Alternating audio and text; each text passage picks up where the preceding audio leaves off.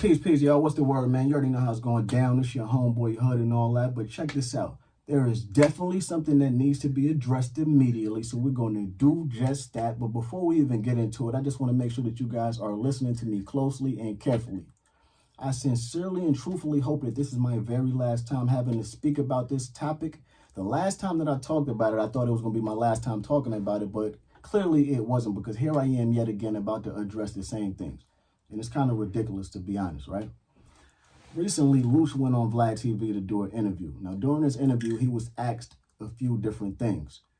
One of the things that he was asked was his feelings on my interview that I did on the My Expert Opinion podcast with Matt Hoffer.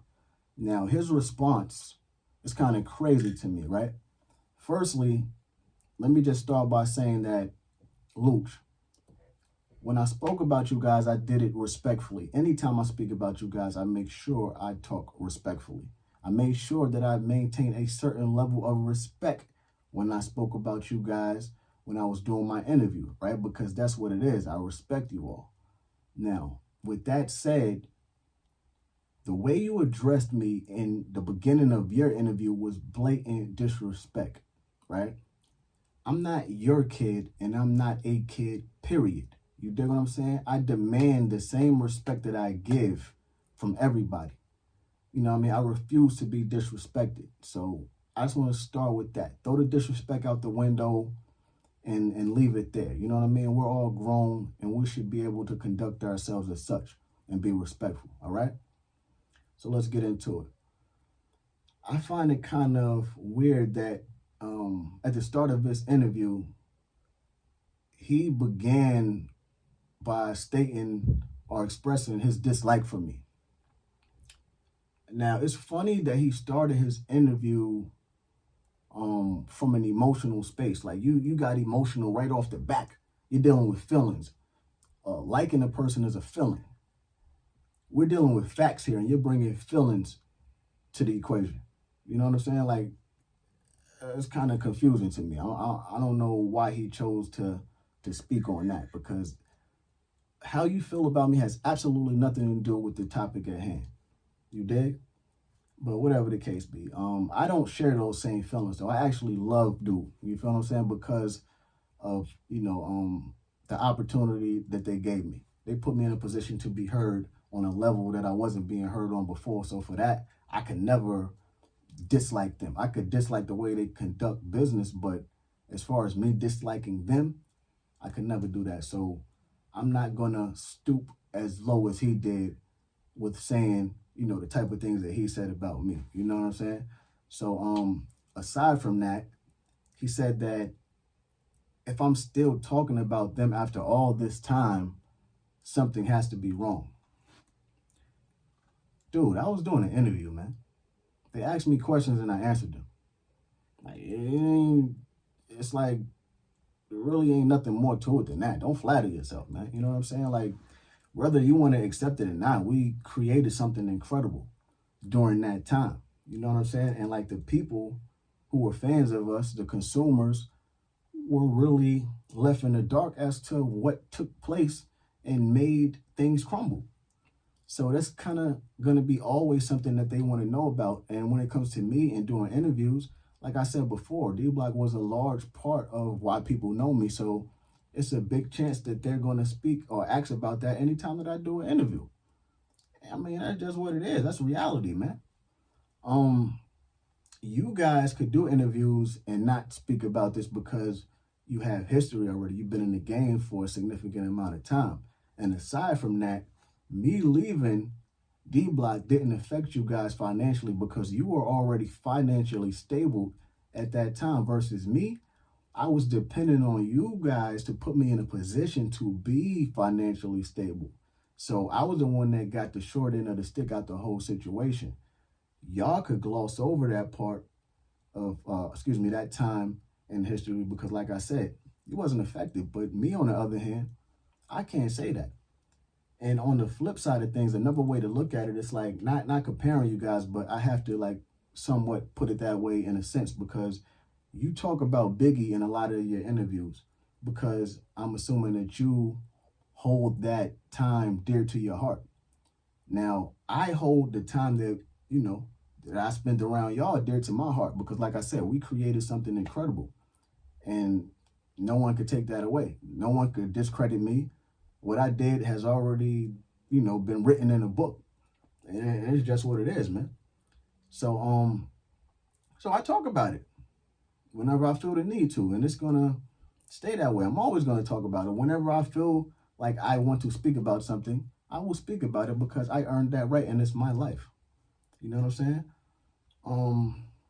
What else did he say? He said, no one owes you any money.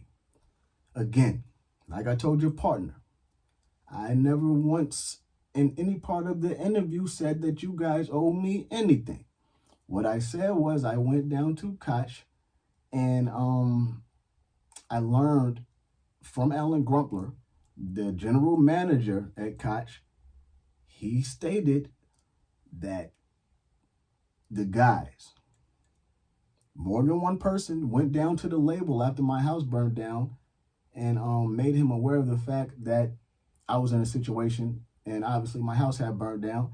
And he said that they, Koch Records, cut a $60,000 check to give to you guys, to give to me, but no one gave it to me. That's what I said. And aside from that, what I explained was I was hit with a penalty from the IRS for a bill that didn't reflect the money that I received for my event. So the only logical explanation to explain that was that missing 60 on top of other funds because the number didn't add up. You know what I'm saying? Like, that's what I said. I didn't say y'all owe me anything. Like, stop attempting to hijack the narrative and take it somewhere else because that's what you guys are trying to do. And they trying to play y'all. I don't really like that because they think that you all are not intelligent enough to decipher what's being said. And that's crazy to me. I don't like the fact that they're really trying to, play y'all like y'all stupid, like y'all not smart enough to see through the BS. That's crazy to me, man. I'm not in this tax bracket. Why he said that, I have absolutely no idea. We already know I'm not in your tax bracket, man. You know what I'm saying? Like, that's a given. But you, come on, bro. You acting like you Puff Daddy out there or something. Like you a mega billionaire out there or something like that, man. Come on, please stop it. We know I'm not in your tax bracket because you probably used that 60 to get in another tax bracket. You know what I'm saying? And like, you talking about everything but that 60. What happened to the 60, man? That's what I want to know. Everyone wants to know, where's that 60 at? You feel what I'm saying? So if you want to talk about something, talk about that. The one thing that I actually agree with him on is when he said there's no beef, because there is no beef. I stated that also. I have no problems with y'all, man. And I never had no problems. Actually, this whole thing, like I said earlier in the video, it's ridiculous to me because I don't even know why we still even speaking about this. I didn't do the interview with the intentions of having to respond to responses because I didn't think anyone was going to respond because I didn't reveal any brand new information. Everything that I spoke on was the same things that I've been speaking about for the last 15 years. So the fact that they responded is like mind-boggling to me. What made you guys respond now and you didn't respond all those years ago? Like, I don't get it. Maybe one of y'all could tell me why. Because your guess is good as mine. What else? Oh, yeah, matter of fact, y'all, before I go any further, I want to make sure I tell you, I like that bubble coat you had on too, man. But look, it's crazy. It wasn't even supposed to go this far. And the fact that I'm even speaking on this now is beyond me. You know what I'm saying? Like, this is crazy, man. We're supposed to be grown.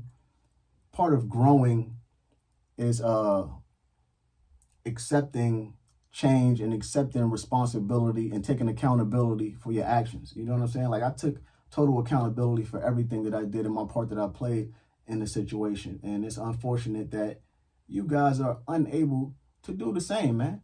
Oh, yeah, it was like one part of his interview that literally had me in tears. I had to give it to him. Like, it was like real hilarious to me.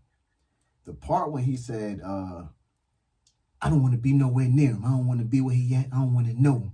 I don't want to do no shows with him. I don't want to take no pictures with him. I don't want to do none of that, Daddy. Like, yo, bro, don't nobody want to take no picture with you, man. Like, what are you talking about, man? Like, well, and I know you said, no, I'm not saying that he said he wanted to or nothing like that, but I'm just saying, like, even if y'all got, like, any show money, any reunion tour money, I don't even want that money. I'm good. Yo, man. Hey, man. That's good for you, man. You know what I mean? Like, but I hate to burst your bubble, man, but I'm not trying to take no picture with you. I'm not trying to be where you at. I'm not trying to do none of that. So, hey, I guess that's good news for you, huh? But hey, man, anyway, look, check this out. Where's that 60? The shirts is up right now. I need y'all to run me up. If you support me, support the kid, man. Y'all see what they trying to do. Y'all see what they doing in the background with the kid. You feel what I'm saying? Obviously, you know, funds are an issue, and they know they got more bread than a nigga, so they're going to throw that in my face. So run me up, man. Help a real nigga get up. No rainbow. You know what I mean? The new EP is going to be out in a minute. The new single is dropping tomorrow, featuring my homie, Sari the Kid. You know what I mean? Sorry the Kid, excuse me. So go run us up, man. Support the kid. Big O's all day, man. Ooh. Salute to everybody that rocks with me and everyone who's been supporting me, who's going to continue to support me, all right? Bless. I reminisce, yeah. We was outside on the curb with our niggas. Back when respect was morely earned but not given.